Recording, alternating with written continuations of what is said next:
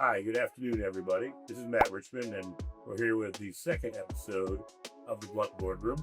We're actually broadcasting today from the front porch at Mello Cannabis, so forgive the road noise.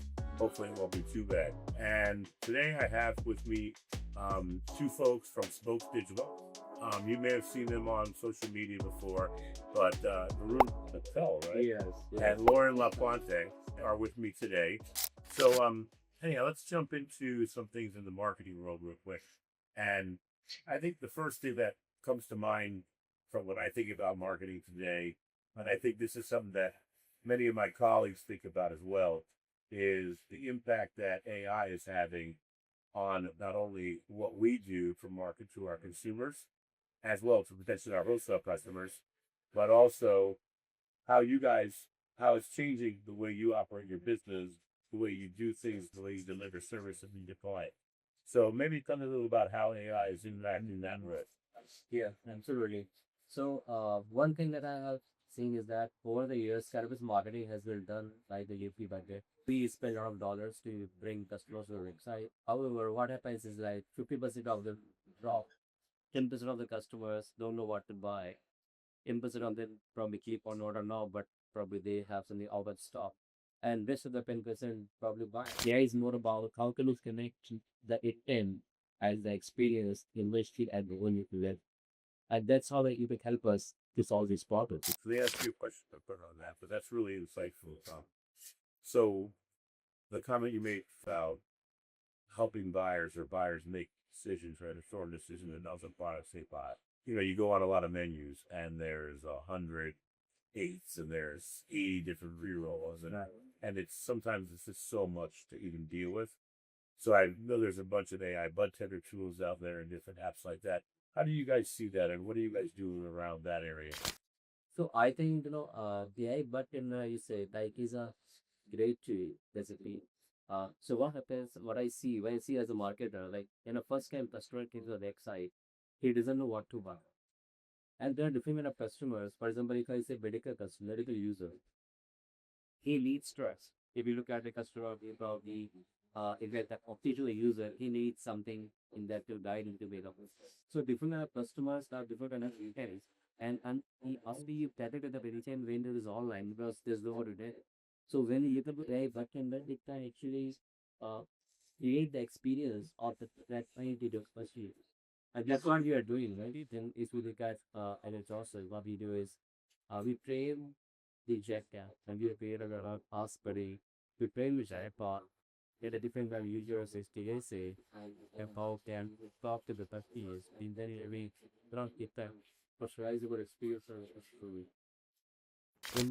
Running the ads. One thing I want to say about AI and genomics in general, when people hear about AI, that you're getting all this learning information from all over the place in the World Wide Web. With cannabis, we have to be very encapsulated. We have to take the machine learning from your store and from your website. Because if we go outside the website, that's where you're going to live up the trouble. So we're going to change topic just a little bit because I really appreciate having these guys on with us. And one of the main things that I wanted to ask them was if they could give a cannabis retail operator, so we're going to focus on retail for a minute, 3 quick tidbits of advice that they could use to be more effective in connecting with their customers and bringing their customers not only to their stores, but to their stores more frequently.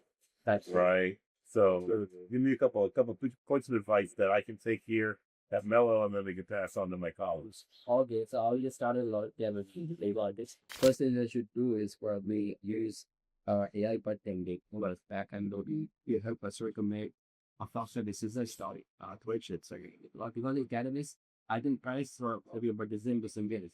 I think two buyer will make a bunch of but the same really make if buys it what you fair. So I think which should be done on the one. Number two should be like a distribution on the locally it should be local. And if you do that, I think that probably you will have much more conversion for that. So what is your Outside of the dispensary, how well known is you in? and how well respected is it by the community, and including people who have never stepped foot here. So getting the word out of who Mello is, what your mission is, so having presence at local community events, maybe having a booth, selling the t-shirts there, and people to can wear your merch and to feel good about your brand, because that's a subliminal message for not only customers but to their circle of people who's around. Yeah, well, I agree with both of all the things that you guys said, and you know, not just oversimplify it, but it's a very holistic view, right? It's not just about the price of your product. Now we know that many dispensaries and many customers, it's fully about the price of the product and the THC, right? If we're talking about flower.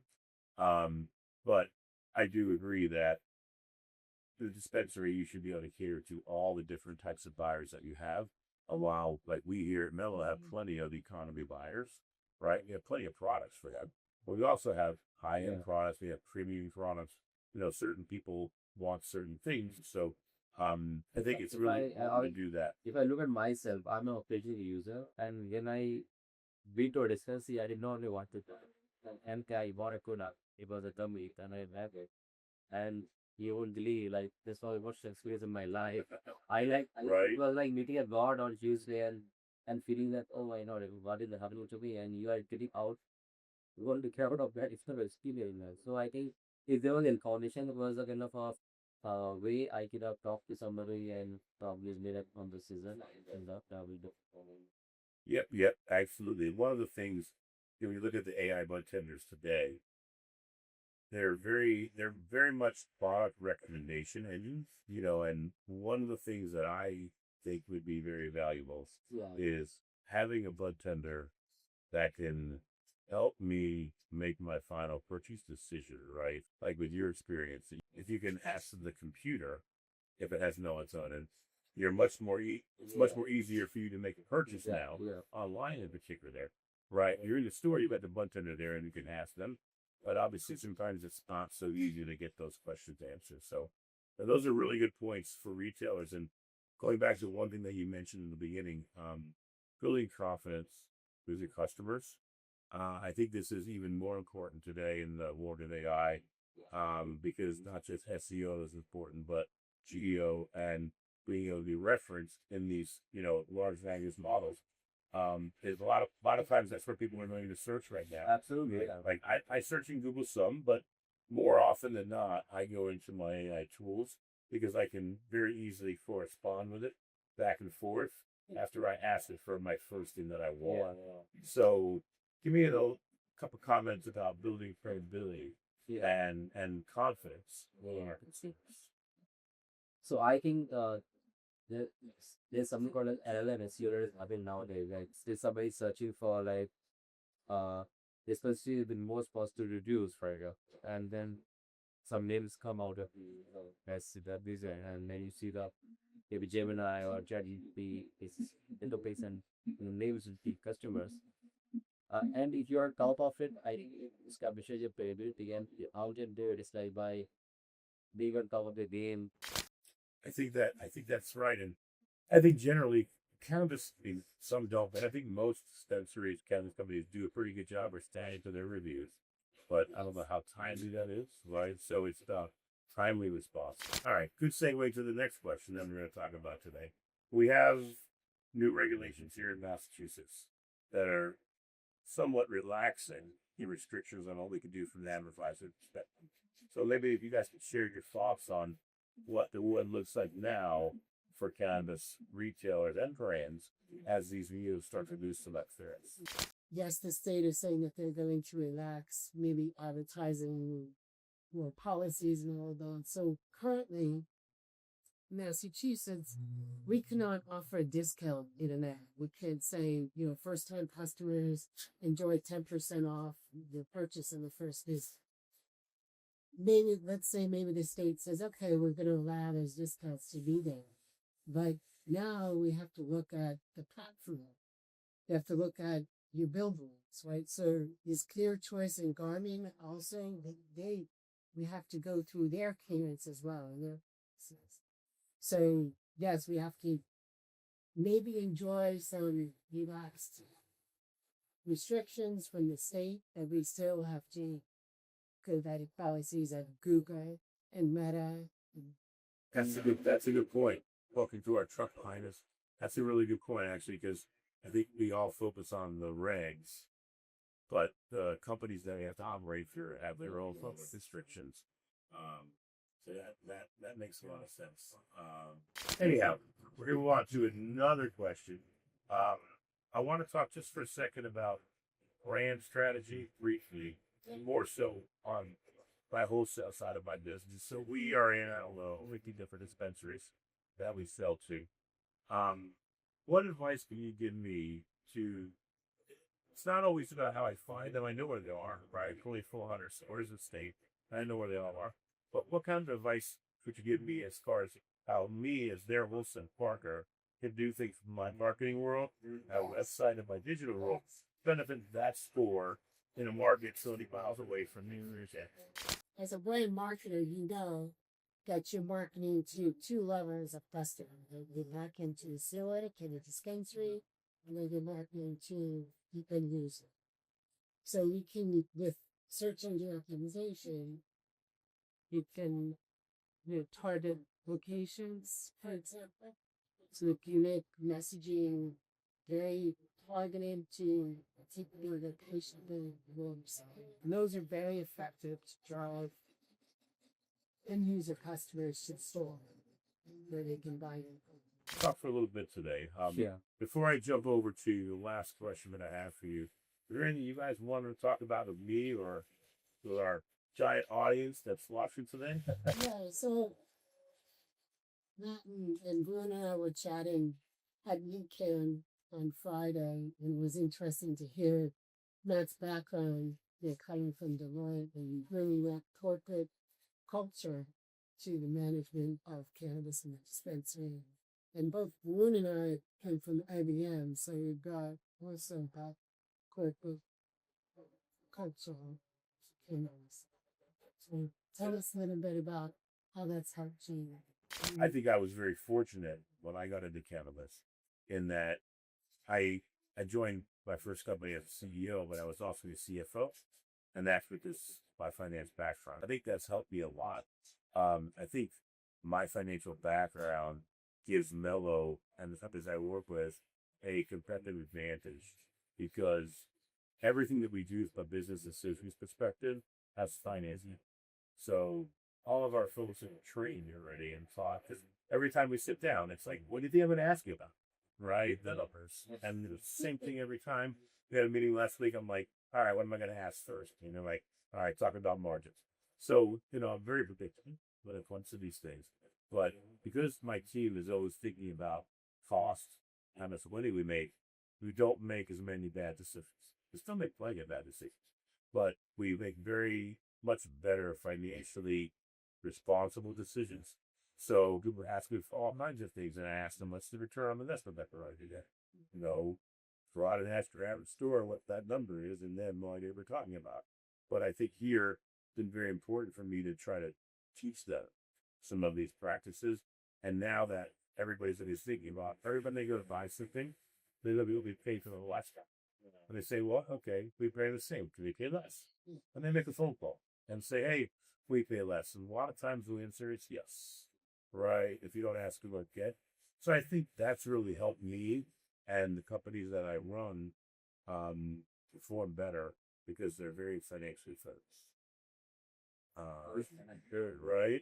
And that's not like a lot of companies in cannabis. And then we make the joke that we think if anybody that's watching is from Deloitte, send me a note. But I haven't found anybody else from Deloitte or the Big Four that work in cannabis, or at least have their names out there in cannabis. I think it's a great plant. It's a great industry. We focus talking about the business side of things. Thank you so much. We focus on talking about the business and a little bit of recreational twist, but the medical side of this business is tremendous. The benefits are tremendous. To kind of last comment about business, the rescheduling that's happening now, rescheduled medical. And that's really the open up the floodgates for research. and federal funding. So, good things are happening for our industry overall. And to tell you a little last tidbit, I actually contemplated getting into cannabis legally in 2011 and 2012. And when I was in Colorado. And the big fear that I had was what happened if I went into cannabis and it went for Sincester? And I had to go back to all my banking relationships and accounting relationships. And they go, oh, well, the drug dealer is not coming back. And I was really afraid of that. Yeah. And, when I joined legal space in 2017, I really felt that had just gone away at that point in time. And, I remember back in 2011 talking to some of my colleagues from back in the day at the firm, and they're like, what? You're going to go sell marijuana? Right? You're not going to go work at Deloitte anymore? I mean, it was really one of those things where I think people really looked at it as not a real business and not a real industry. Yeah. But it is a real industry. It's a multi-billion-dollar industry that employs hundreds of thousands of people. And, to wrap up, we got to vote no on the ballot that's coming up, because not only is it just a ridiculous thing that's happening, but there are, I forget how many thousands of employees that work at all these companies, and, just doesn't make any sense. So, and revenue that the towns are enjoying that they would lose. So question 11, just vote no. Right? Just in Haverhill alone, I'm pretty sure they pick up $1 million plus a year in tax revenue from the four of us. I'm in Amesbury, and Amesbury definitely needs the money from the dispensary revenue. All right, everybody. We appreciate you joining us on Go On Boardroom, episode 2. We'll see you again soon.